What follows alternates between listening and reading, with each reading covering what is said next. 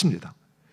에돔은 이스라엘이 바벨론에 의하여 멸망당할 때 이스라엘의 고통과 멸망을 방관하였으며 도리어 그것을 기뻐하였습니다.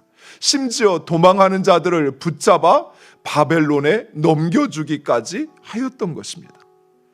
하나님께서 이러한 에돔을 심판하시는 그 근거를 이야기하시는데 오늘 본문의 두 가지를 이야기하십니다. 첫 번째는 에돔과 야곱은 형제라는 것입니다.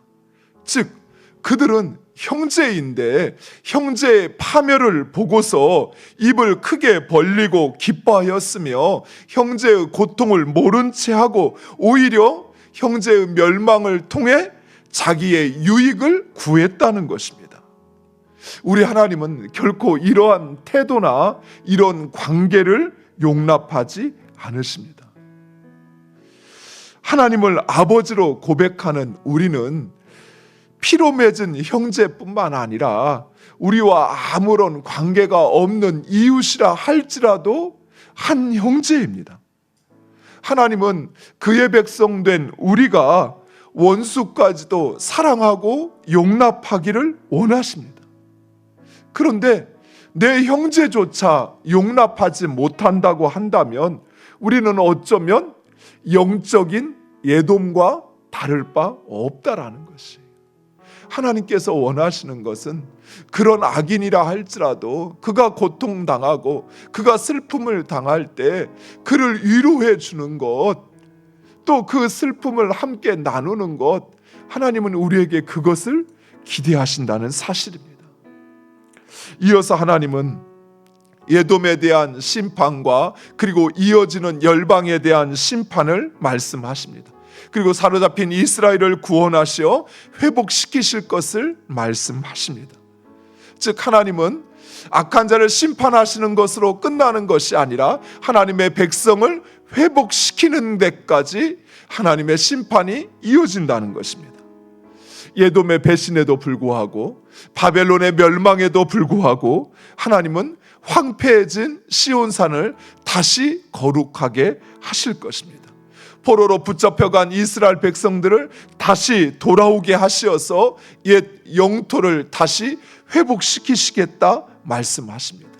무엇보다도 새로워지는 그 나라는 하나님께서 다스리시는 하나님의 나라가 될 것이다 말씀하십니다. 즉 그 나라는 하나님의 공의와 영광이 드러날 것입니다. 그래서 고통당하는 이스라엘을 외면하였던 그들의 멸망을 동조하였던 에돔을 심판하실 것이다 말씀하시는 것입니다. 사랑하는 성도 여러분, 사랑과 공의가 실현되어지는 하나님의 나라가 반드시 도래할 것입니다. 그리고 그날은 하나님의 백성된 자들에게는 또 하나님의 뜻 가운데 행한 자들에게는 그들의 억울함이 신원받는 날이 될 것입니다. 그날은 하나님의 백성된 자들에게는 회복의 날이요 승리의 날이지만 그러나 그의 백성을 외면하고 핍박하였던 자들에게는 그날은 심판의 날이 될 것입니다. 여기서 하나님의 백성은 단순히 이스라엘 선민을 말하는 것이 아니라 바로 그 하나님의 뜻을 알고 행하는 자들을 말합니다.